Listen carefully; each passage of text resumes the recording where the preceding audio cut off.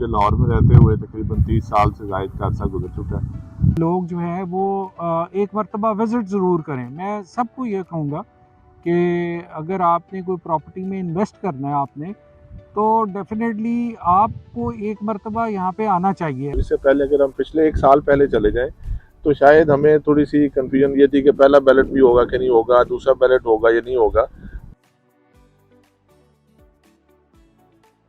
अस्सलाम वालेकुम नाजरीन, मेरा नाम हसन रज़ा है और मेरा ताल्लुक़ 5 लेन प्रॉपर्टीज़ के साथ।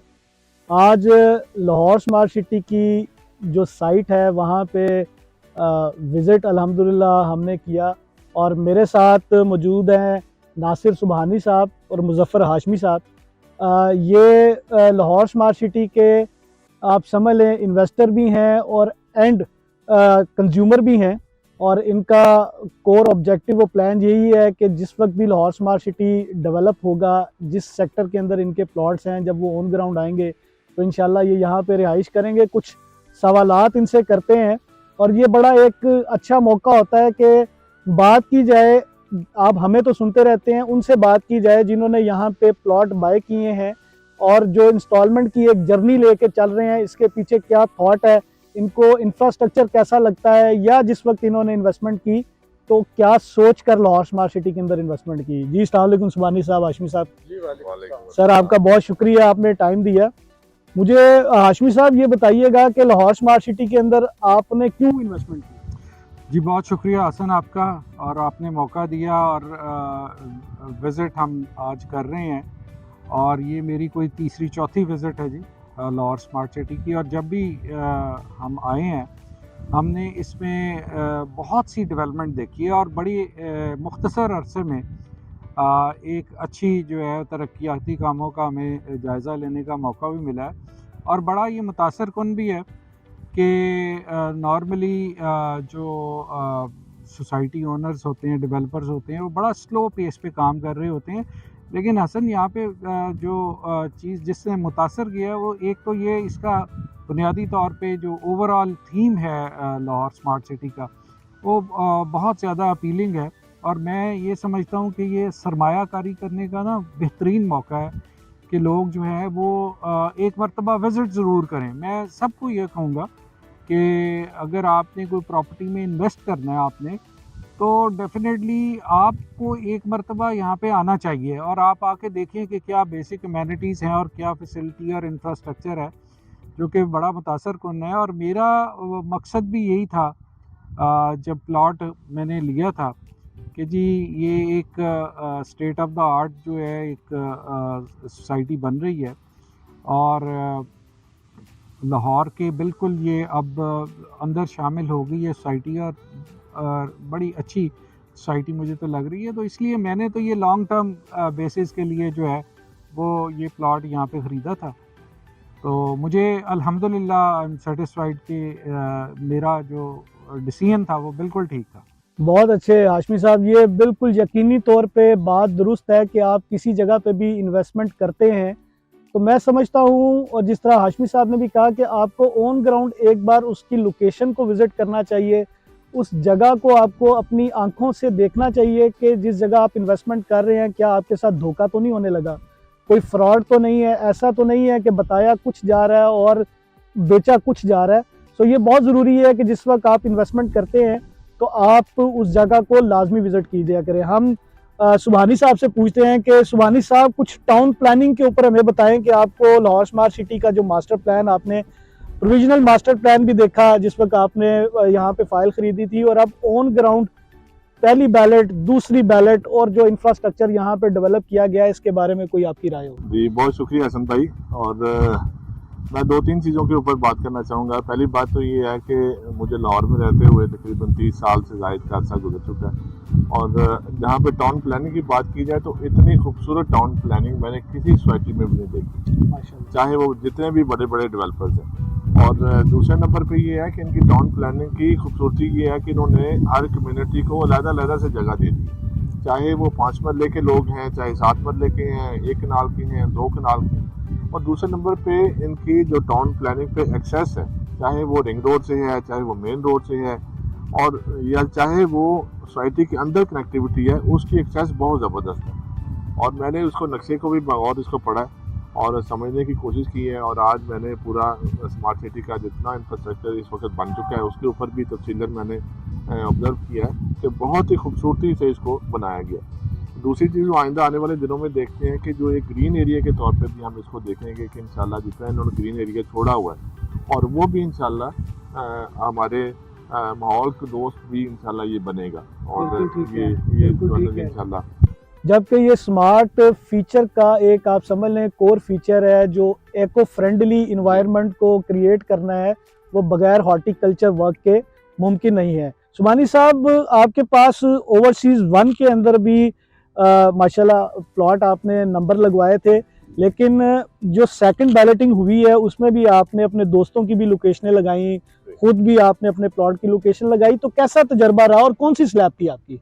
सर तजर्बा तो दोनों तरफा बहुत अच्छा रहा। पहली बात तो ये है कि पाकिस्तान के अंदर ये पहला बैलेट था जो कि मैंने घर बैठ के उसको नंबर लगाया। क्या बात। इससे पहले शायद हमें पता ही नहीं चलता था कि हमारी लोकेशन कहाँ पे आएगी, उसकी सिलेक्शन का तरीकाकार क्या होगा, लेकिन पहले दिन से लेके मुझे ये पता था कि मुझे अगर राइट ऑफ सिलेक्शन मिलेगा तो मैंने कितनी पेमेंट के साथ जाना है और मैं उसके लिए किस तरह से एलिजिबल हो सकता हूँ।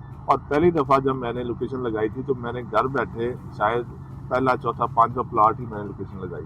क्या बात है। और जिसका जैसे ओवरसीज़ 1 का आप बता रहे हैं जिस पे मेरा एक कनाल का प्लॉट वहाँ पे है, और दूसरी दफ़ा पे जाके जब ये लोकेशनों का आया मैंने अपनी लोकेशन लगाई, कोई दोस्तों की भी लोकेशन लगाई, तो सबसे खूबसूरत चीज़ ये थी कि इन्होंने हर तरह के स्लैब को मौका दिया। ये नहीं है कि जिन्होंने पैसे पहले एक हफ्ते में जमा करा दिए हैं उनको ज़्यादा मिल जाएंगे, उन्होंने सारी लोकेशन सब बांट के लोगों को दी ताकि इससे ज़्यादा से ज़्यादा लोग फ़ायदा उठा सकें।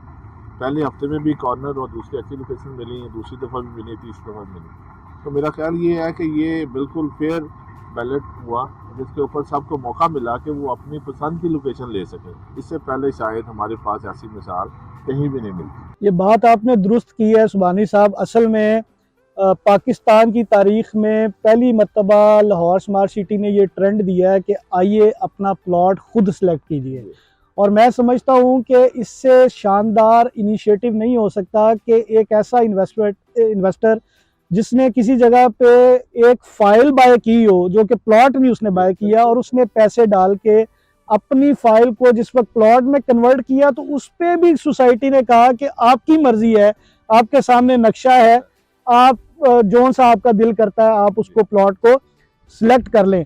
मुझे आखिर में थोड़ा सा हम इसको समअप करते हैं, मुझे ये बताइए कि आप आने वाले दिनों में एज अ इन्वेस्टर, कंज्यूमर, आप लाहौर स्मार्ट सिटी को कैसे देख रहे हैं, और एक चीज़ और भी बताइए कि क्या लोगों के पास ये वक्त सही है कि ये अभी इन्वेस्टमेंट करें या थोड़ी देर बाद जब प्लॉट ऑन ग्राउंड आ जाए उस वक्त इन्वेस्टमेंट करें? आपका क्या राय है? अच्छा सर, इस पे दो चीज़ें, अगर आपने सवाल पूछा है कि मेरा पहला तजर्बा इन्वेस्टमेंट का कैसा रहा, तो मैं इस पे बात करूँगा कि मेरा तो खैर पिछले अगर 4 साल पहले पहला प्लॉट मैंने दिया था तो मैंने 5 लेन प्रॉपर्टी से और हसन साहब से लिया था, और आपकी वो जो रहनुमाई थी कि आइंदा आने वाले दिनों में ये एक सोसाइटी बनने जा रही है, जो चीज़ आपने बताई थी वो बिल्कुल उसी तरह से साबित हुई। दूसरे नंबर पे ये है कि जहाँ मैं इस वक्त की लाहौर की सिचुएशन और बात करूँगा लाहौर स्मार्ट सिटी की, और जिन रेट्स के ऊपर आपने ये चीज़ें बेची हैं लोगों को, यानी कि 1 लाख का प्लॉट 55 लाख में, 54 लाख में आपने दिया, और इस तरह से 10 मरले का आपने 33 लाख या 37 लाख में दिया है, और इसी तरह से 5 मरले जो 18 लाख 19 लाख में दिया है, तो शायद आइंदा आने वाले दिनों में ये प्राइसेस इस तरह से नहीं रहेंगी। लाहौर में कोई मिसाल नहीं है कि इतनी स्टेट ऑफ द आर्ट और इतना बेहतर टाउन प्लानिंग के साथ कोई भी सोसाइटी आई हो और इस रेट के ऊपर चीज़ें दी हो। बिल्कुल दुरुस्त। आज दूसरे वक्त की बात करें तो मेरा ख्याल ये है कि ये बिल्कुल सही वक्त है इन्वेस्टमेंट करने का, क्योंकि इस वक्त प्राइसेस जो हैं वो बिल्कुल ठीक हैं। हमारे पास अपफ्रंट थोड़े से पैसे इसलिए आ रहे हैं कीमत से ज़्यादा, लेकिन वो भी बहुत कम है, और आइंदा आने वाले दिनों में मैं जब कंपैरिजन करता हूँ कि इस वक्त 5 मरले का प्लाट जो इस वक्त अवेलेबल है और जो इस वक्त फाइल की सूरत में है, उसका डिफरेंस बहुत ज़्यादा है। मैं तो अपने प्लाट को देखता हूँ कि इंशाल्लाह मैं अगले 1 साल से 2 साल के अंदर वो शायद मेरा प्लॉट बहुत बेहतर हालत में आ जाएगा। तो मैं तो सबको ये कहूँगा कि इस वक्त सही टाइम है कि आप इस पर इन्वेस्ट करें, और कोई अच्छी जगह इंशाल्लाह ये बनने जा रही है। तीसरी बैलेटिंग को आप क्या देख रहे हैं? तीसरी बैलेटिंग जिस तरह के बताया जाता है कि स्मार्ट सिटी के शायद फेज़ 2 के अंदर उसको इनकॉर्पोरेट किया जाएगा, या मोटरवे के उस पार वो जगह इस वक्त बताई जाती है कि वहाँ पे काफ़ी लैंड जो है वो स्मार्ट सिटी ने बाय कर ली है। तो आप चूँकि अभी सियालकोट मोटरवे वाली साइड से ईस्टर्न बाईपास के थ्रू आए हैं, तो आपको क्या लगता है उसकी एक्सेस फ्यूचर के अंदर कैसी होगी कंपैरेटिवली दिस एक्सेस? जी हसन भाई, वो बिल्कुल एक्सेस बहुत अच्छी होगी, क्योंकि आपके 2 एक्सेस तो आपके सामने आ चुकी हैं। तीसरी एक्सेस जो है हमारी रिंग रोड सियालकोट मोटरवे की है, और वो तो जो हमें बताया गया है कि शायद 500 मीटर का इंटरचेंज है जहाँ से वो बिल्कुल हमारे पास होगा, वो तो एक्सेस बहुत ही बेहतर होगी। और दूसरे नंबर पे जो जहाँ आप थर्ड बैलेट की बात कर रहे हैं, तो इससे पहले अगर हम पिछले 1 साल पहले चले जाएँ, तो शायद हमें थोड़ी सी कन्फ्यूजन ये थी कि पहला बैलेट भी होगा कि नहीं होगा, दूसरा बैलेट होगा या नहीं होगा। तो आज अल्हम्दुलिल्लाह हम स्टेज के ऊपर हैं कि हम तीसरे बैलेट की तरफ जा रहे हैं, और अगर 2 बैलेट कामयाबी के साथ हो चुके हैं, तो इंशाल्लाह तीसरा बैलेट भी इसी बहुत तरीके से हो जाएगा, तो हमारा इन्वेस्टर का इस पे एतमाद बहुत ज़्यादा बढ़ गया। बिल्कुल, अल्हम्दुलिल्लाह। बहुत शुक्रिया हाशमी साहब आपका, सुबानी साहब आपका।